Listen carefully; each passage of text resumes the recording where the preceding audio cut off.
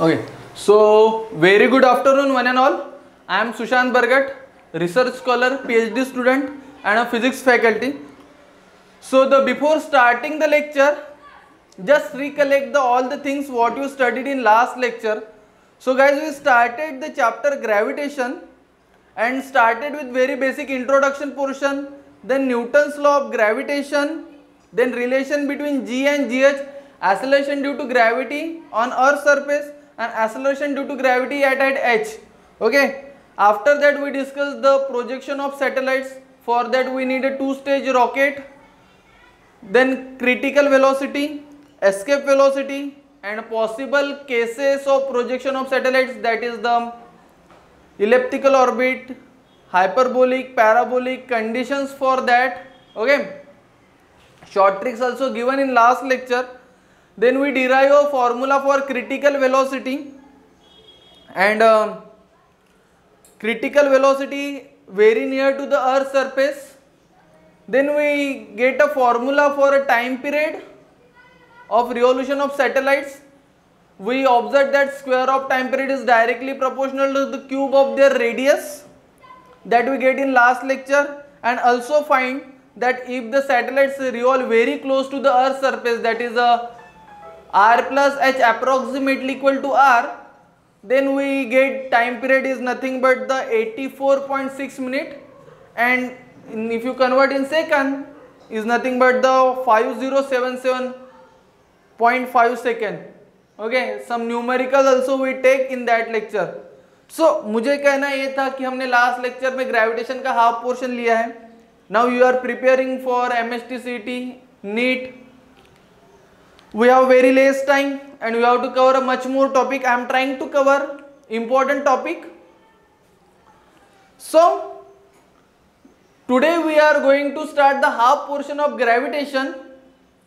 Especially start with the Kepler's law of planetorial motion, then binding energy, escape velocity, and a very important topic, that is the variation of G due to altitude, latitude and depth. So these are the some major topics that we are going to cover it. Okay, so let's start with the Kepler's law of planetorial motion. I think you already know Kepler's law. I think in up to 10th standard we already learned that what is the Kepler's law and planetorial motion, but just see.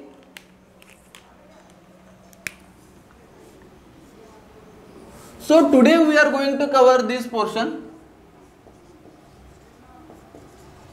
Kepler's law of planetorial motion, then binding energy, then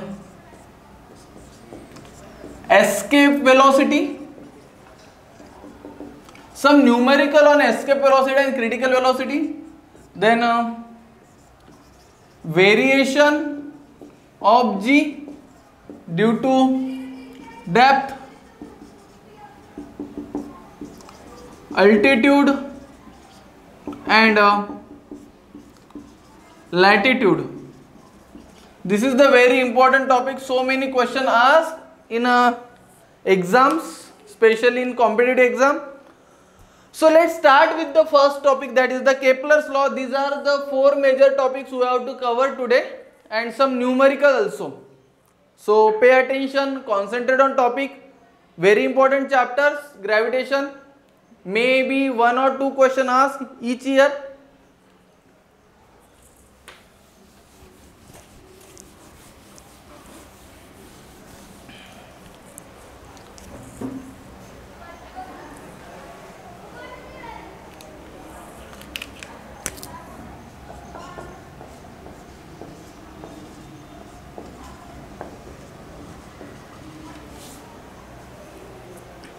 See, Kepler's law.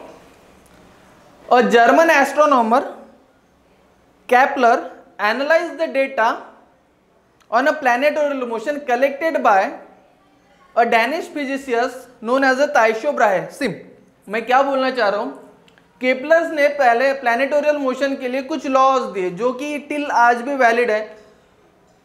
काफ़ी important law है in the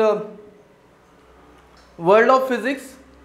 actually Kepler ने जो अपने law दिए, Kepler's law of प्लैनेटोरियल motion, वो उसने एक Danish physicist था ताइशो ब्राहे नाम का, उसका कुछ डेटा था, उस डेटा को एनालाइज करके उसने 3 स्टेटमेंट बनाए जिसको ही हम केपलर्स लॉ ऑफ प्लैनेटोरियल मोशन बोलते हैं।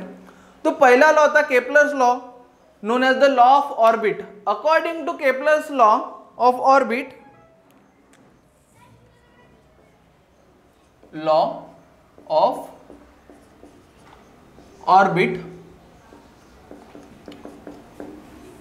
what he told that every planet revolve in an elliptical orbit round the sun with the sun situated one of the foci of the ellipse. See, if the planet, अगर कोई planet घूम रहा है तो वो एक elliptical orbit में घूम रहा है and sun situated at the center. See, I am showing. Let us consider this is a sun and this is the any planet revolve. This revolve in an elliptical orbit. Okay, not a circular orbit.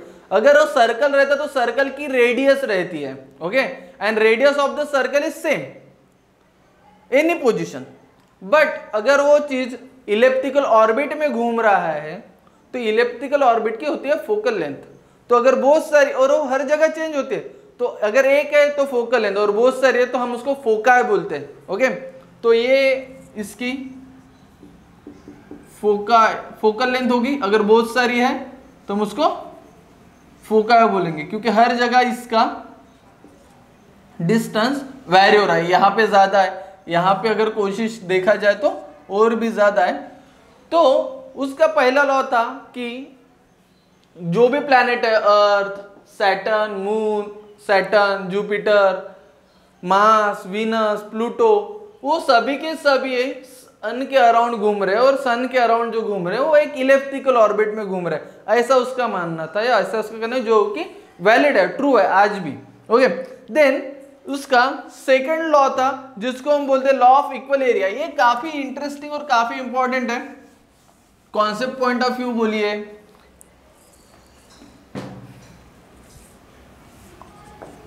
दूसरा law of equal area, okay. For that I am just trying to draw a diagram. Let us consider this is the sun, okay, and planet is revolving around the sun, okay. This distance is much more than this distance, but same planet, this is at this position, यहां पे है वो, यहां से यहां तक जा रहा है, ओके। तो ये अगर इसका डिस्टेंस है, सेम प्लैनेट यहां पे आ रहा है और सेम प्लैनेट सर्कुलर ऑर्बिट से यहां तक आ रहा है, ओके।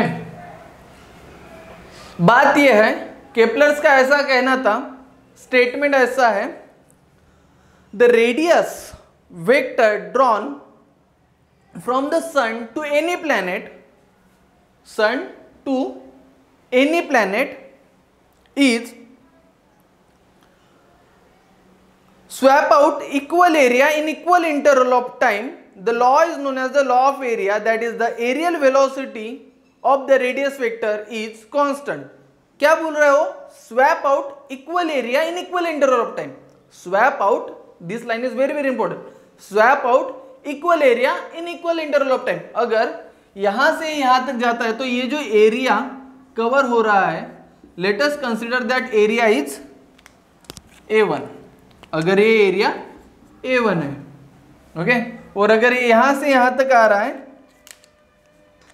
तो ये जो एरिया है इसको मैं A2 बोलता हूं। क्या बोलता हूं? A2। तो केपलर्स लॉ क्या बोलता है? अगर ये area, if A1 is nothing but the A2, क्या है ये? A1 area, okay. अगर ये एरिया और ये एरिया अगर हम प्लॉट के हिसाब से देखें तो ये प्लॉट थोड़ा नैरो है और ये प्लॉट थोड़ा ब्रॉड है, बट अगर इसका एरिया और इसका एरिया सेम है, ये लंबाई में है ये चौड़ाई में है, ओके, अगर इसका एरिया और इसका एरिया सेम है तो यहां से यहां तक जाने के लिए, यहां से यहां तक जाने के लिए जो कुछ भी टाइम लगेगा t1 और यहां से यहां तक आने के लिए जो कुछ भी टाइम लगेगा t2 is same time. Swap out equal area in equal interval of time, t1 is equal to t2। फिर से मैं एक बात यही बात फिर से रिपीट कर रहा हूं, क्या बोल रहा है वो, अगर सैटेलाइट एनी प्लैनेट अगर यहां से यहां जा रहा है और वही प्लैनेट यहां से यहां आ रहा है जो कि सन से काफी दूर है, तो यहां से इधर जाने के लिए उसको जितना टाइम लगेगा उतना ही टाइम यहां से यहां तक आने। थोड़ा अगर देखा जाए तो ये जो डिस्टेंस है, ये डिस्टेंस ये कम है as compare to this distance, ये बहुत ज्यादा डिस्टेंस है, फिर भी इसको जितना टाइम लगेगा, लेट अस कंसीडर 2 आवर्स लग रहे हैं, तो इतना बहुत बड़ा डिस्टेंस भी वो 2 आवर में ही कवर करेगा। बट ऐसा क्यों? What is the reason behind that? तो उसका रीजन है वेलोसिटी। ओके, क्या होता है, एनी प्लैनेट और any object revolve around the sun और planet revolve around the sun is due to the gravitational force act on that planet। तो obvious है ये जब सन से दूर रहेगा तो इसके ऊपर एक्ट होने वाला जो ग्रेविटेशनल फोर्स है वो वीक हो जाएगा, कम हो जाएगा, नॉट अ वीक, कम हो जाएगा। तो कम होने के कारण इसका वेलोसिटी रिड्यूस हो जाएगा। तो यहां पे वेलोसिटी डिक्रीजेस, यहां पे वेलोसिटी डिक्रीज हो जाएगी और जैसे ये सन के नजदीक आ जाएगा as compare to this distance is much more less. Okay, तो जैसे ही इसके पास आ जाएगा तो इसका वेलोसिटी बढ़ जाएगा, तो यहाँ पे वेलोसिटी इंक्रीजेस, यहाँ पे वेलोसिटी इंक्रीज हो जाएगा। तो इंक्रीज हो जाएगा तो अगर वेलोसिटी इंक्रीज हो जाएगा तो ज्यादा डिस्टेंस वो कवर कर पाएगा। This is the law of equal area, swap out equal area in equal interval of time. This is the Kepler second law, very very interesting. Okay, तो बात ये थी, अगर ये area 1 is equal to area 2 है तो इसको यहां से जाने के लिए जितना टाइम लगेगा उतना टाइम इसको यहां से आने के लिए लगेगा, जबकि ये डिस्टेंस कम है, ये डिस्टेंस ज्यादा है। Swap out equal area in equal interval of time, very interesting. This is the Kepler second law. Okay, now move to the third law. I think hope so you get that point. What is the law of equal area? MST-CET में था question, which one is the correct statement for law of equal area. Okay, तो उसमें 4 statement थे, उसमें से आपको सही वाला चूज करना था। तो swap out equal area in equal interval of time, ये स्टेटमेंट उसका सही है। ओके, फिर इसके बाद है थर्ड लॉ, जो कि काफी इंटरेस्टिंग है। जो बच्चे कल प्रेजेंट थे, ओके, जिन्होंने ग्रेविटेशन का फर्स्ट पार्ट देखा, उनको ये पार्ट समझने के लिए काफी आसान जाएगा। तीसरा है law of period. Law of period means time period. See, फिर से डायग्राम बना रहा मैं, ये सन है, ओके, और कोई प्लैनेट है और ये इसका सर्कुलर ऑर्बिट है। ओके, ये इसका सर्कुलर ऑर्बिट है। तो बात यह है, ये तो सर्कल है नहीं जो कि इसकी रेडियस सेम रहेगी, ये तो इलिप्स है। तो इलिप्स का क्या होता है? फोकल लेंथ, जो कि हर जगह चेंज होते हैं। समझ चलो, ये प्लेनेट यहाँ पे आ गया, यहाँ पे आ गया, तो ये इसकी फोकल लेंथ होगी r1, ये इसकी होगी r2। तो फोका है, हर जगह पे इसका डिस्टेंस अलग होगा। तो लॉ ऑफ टाइम पीरियड क्या है? लॉ ऑफ टाइम पीरियड, जो कि हमारा कल टाइम पीरियड ऑफ सैटेलाइट्स था, कल हमने ये पढ़ा था कि सैटेलाइट्स अलोंग द अर्थ घूम रहा है। Okay, so square of time period is directly proportional to their radius, cube of radius. Sorry, statement क्या था हमारा कल का? ये हमारी अर्थ थी, ये कोई सैटेलाइट था, और ये सैटेलाइट्स अगर सर्कुलर ऑर्बिट में घूम रहा है तो इसको लगने वाला जो टाइम पीरियड है, टाइम पीरियड क्या होता है? Time taken by a body to complete one revolution. अभी ये सैटेलाइट्स अर्थ के अराउंड घूम रहा है, तो this is the time period of satellites. तो हमारा ये था कि time square of time period is directly proportional to the cube of radius. Okay, radius बोलो इलिप्टिकल लेंथ बोलो, ये हमारा स्टेटमेंट था। सेम स्टेटमेंट यहां पे भी वैलिड होता है। तो केपलर्स ने, ये तो बाद में आया, ओके, सैटेलाइट्स हमने बाद में लॉन्च किए, फिर उसका टाइम पीरियड भी हमको बाद में पता चला, बट ये जो कॉन्सेप्ट आया वो नथिंग बट मैं ऐसे बोल सकता Kepler's third law of planetary motion के हिसाब से ही उनको आइडिया आया होगा। ओके, या बाद में वो प्रूव भी हो गया होगा। तो what is law of time period, what Kepler observe, he told that, statement ऐसा है, the square of period of revolution of planet, square of revolution of planet around the sun is directly proportional to the cube of semi major axis. What I am saying? Semi major axis. Semi major axis.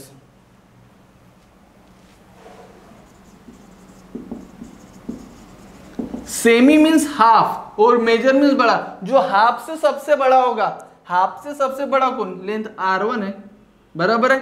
तो इसका जो time period है, time taken bye planet to complete a one revolution around the sun, that is nothing but the square of time period is directly proportional to the semi major axis. तो semi major axis ये है r1 cube. So this is the third law of planetorial motion, means Kepler's law of planetorial motion। उसमें से तो पहला law था हमारा law of orbit. In short पहला लॉ उसने ये बोला कि each planet revolve in an elliptical orbit around the sun where sun situated center। यानी इसका मीनिंग कैसा हो गया पता है क्या, बता ही देता मैं।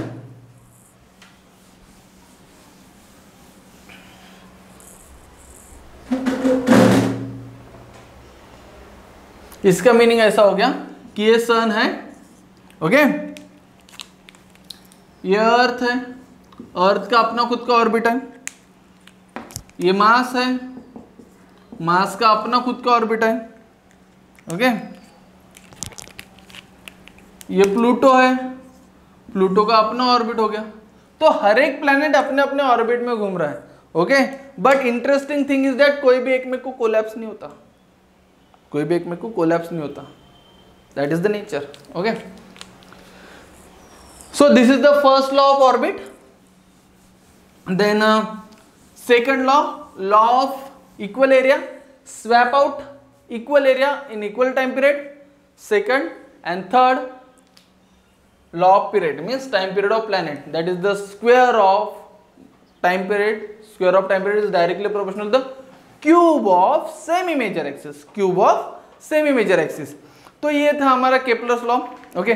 पता होना चाहिए आपको, क्वेश्चन पूछेगा नहीं पूछेगा इसके बारे में तो मैं गारंटी नहीं दे सकता, but the interesting thing is that पूछ सकता है, you must know.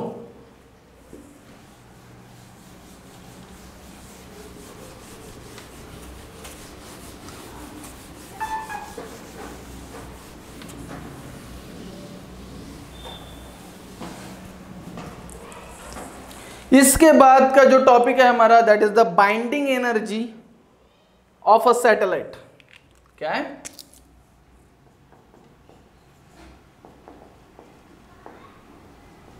Binding energy of satellite, okay. बात ऐसी है कि हम जब प्रोजेक्शन ऑफ सैटेलाइट जब लास्ट लेक्चर में पढ़े थे, हमने ये बोला था कि ये अर्थ है, अर्थ के ऊपर ये सैटेलाइट है। जब इसको लॉन्च करना है तो we need a 2 stage rocket minimum. First stage fire at the surface of earth with escape velocity is goes upward with the help of remote control. First stage get detached, second stage fire move to the horizontal direction, then second stage automatically get fire and that satellites move in a circular, elliptical, hyperbolic, parabolic according to need, according to convenience, for according to purpose. Okay, the satellites is revolving. That's in last lecture. But what is the binding energy? What is the meaning of binding energy? Binding energy is nothing but we simply called as a total energy. Total energy. Okay. So what is the definition of binding energy? Binding energy of a satellite. जब satellite launch हो रहा है, तो binding energy के बारे में मैं क्या बोलूं, तो उसका डेफिनेशन ऐसा बोला है, the minimum amount of energy required for a satellite to escape from the earth gravitational influence. Gravitational influence से बाहर ले जाने के लिए उसको जितना मिनिमम अमाउंट ऑफ एनर्जी हम प्रोवाइड कर रहे हैं, that is nothing but the binding energy. You get that point? What is binding energy? Again I am repeating the definition. It is the minimum amount of energy. What I am saying? Energy. Energy के बारे में बात करें हम, binding energy को ही total energy बोला जाता है। So it is the minimum amount of energy given to the satellite so that satellite escape from the earth gravitational influence known as the binding energy of the satellite. Okay, so let us derive the formula for binding energy for a satellite. अगर मैं binding energy बोलता हूं तो binding energy nothing but the total energy, और total energy क्या होता है, kinetic plus potential. Diagram बनाओ छोटा सा, तो ये हो गया मेरा अर्थ, ये इसकी रेडियस, ये इसका सेंटर, अर्थ का मास m, ये सरफेस है अर्थ का, यहां से सैटेलाइट्स आपका जाएगा, first stage rocket, second stage rocket, यहां पे मेरा सैटेलाइट है, इसको यहां से एस्केप करना है। ओके, तो सरफेस पे तो इसका पोटेंशियल रहेगा और जैसे ही मूव होगा तो काइनेटिक बन जाएगा, plus potential plus kinetic, total energy means binding energy. तो मैं फिलहाल उसको बाइंडिंग एनर्जी ही बोलूंगा। Binding energy is equal to kinetic energy plus potential energy. अगर मेरे को काइनेटिक और पोटेंशियल का फॉर्मूला मिल जाए तो मुझे बाइंडिंग एनर्जी मिल जाएगा। तो let's therefore kinetic energy, you know the formula, what is the kinetic energy, half m v square ना, write it down, half m v square. See m is the mass of the earth, m is the mass of the earth and small m is the mass of satellite. Okay, so half mv square, but जब ऊपर जाएगा वो तो critical velocity से जाएगा तो v is nothing but the vc square, क्योंकि circular orbit में घूमेगा ना ऐसा।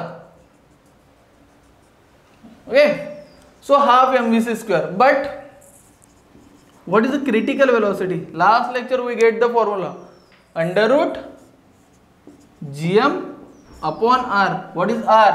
अगर ये रेडियस है और यहाँ तक जा रहा है तो ये हाइट h, तो r plus h is nothing but the small r. Okay, at which the satellites revolving, तो gm upon r on squaring, put this value here. Therefore see, I am writing Ek for kinetic energy. Therefore, Ek is equal to half m on squaring gm upon r. So, what is the kinetic energy? Is nothing but the half g m upon r. This is your equation number 2. Okay. सो एक चीज मिल गया हमें, kinetic energy. अभी हमको निकालना है उसका potential energy. सो interesting है, हाँ, potential energy is nothing but the EP, is nothing but the gravitational potential on the earth surface and mass of the satellites, and it is bound to the earth. That's why gravitational potential always take a negative. In 11th standard, we learn that, we know that. What is the gravitational potential energy? It is nothing but the gravitational potential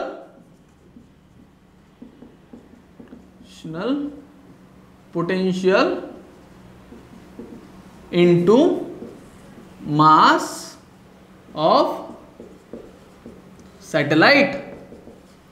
So EP, what is gravitational potential? Minus Gm upon R.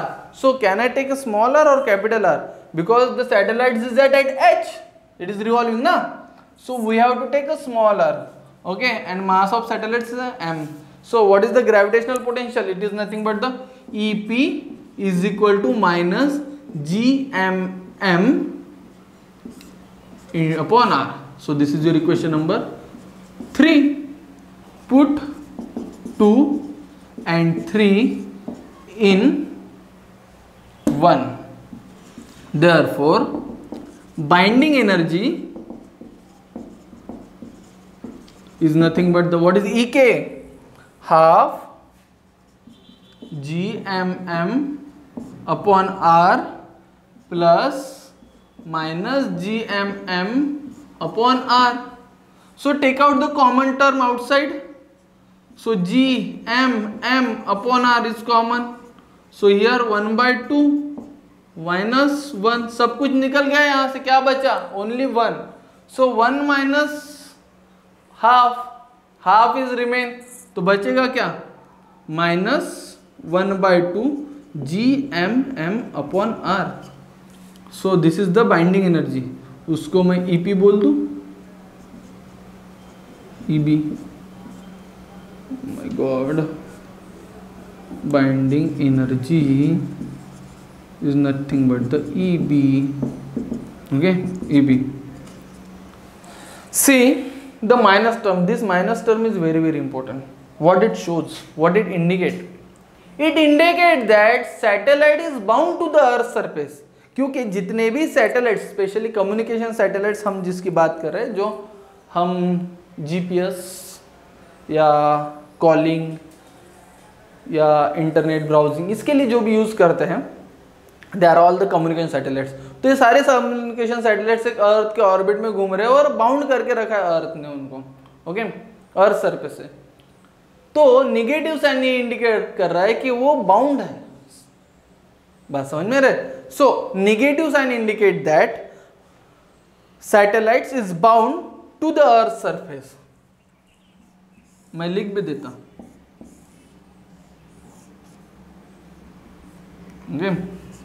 Negative sign indicate that satellite is bound to the earth surface.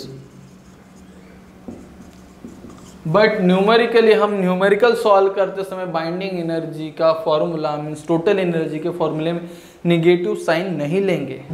Remember that while solving the numerical, don't take that negative sign, otherwise your answer will be wrong. Okay, so take it positive. Therefore EB is nothing but the total energy. क्या मिला formula? 1 by 2 Gmm upon R. Okay, ये तो formula numerical के लिए हो सकता है. But सबसे इंपॉर्टेंट बात यहां पे ये है कि क्वेश्चन पूछा गया था ऐसा MST-CT में, binding energy of the satellite at rest on the earth surface के लिए फॉर्मूला क्या है? क्या बोला मैं? What is the formula for binding energy of satellite very close to the earth surface? Okay, at rest on the earth surface और at rest on the earth surface. तो उसके लिए मैं फॉर्मूला निकालूं तो I have place, I am writing here. Okay, binding energy of satellite rest on the earth surface. Binding energy of satellite rest on earth surface. Earth surface के ऊपर अगर है तो ऑब्वियसली हमारा कॉमन सेंस लग रहा है यहाँ पे, अगर हमारे को अर्थ सरफेस में निकलना है तो भाई ये ऊपर नहीं जाएगा. काइनेटिक एनर्जी हो गया 0. काइनेटिक एनर्जी हो गया 0. ये अर्थ सरफेस पे है तो ये रेडियस भी स्मॉलर नहीं रहेगा. H neglected. अगर H निगलेक्ट हो गया तो बचेगा क्या? Only R. Only R. दो चीजें ध्यान में रखने वाली। पहली, रेस्ट ऑन आवर सरफेस की बात करूंगा तो ये ऊपर नहीं जाएगा, काइनेटिक एनर्जी जीरो हो गया। और अगर ये ऊपर नहीं जाएगा तो हाइट भी जीरो हो गया। Zero means negligible. तो R is nothing but the capital R. तो मैं यहां पे बोल दूं, डायरेक्ट लिख रहा, kinetic energy on the earth surface is zero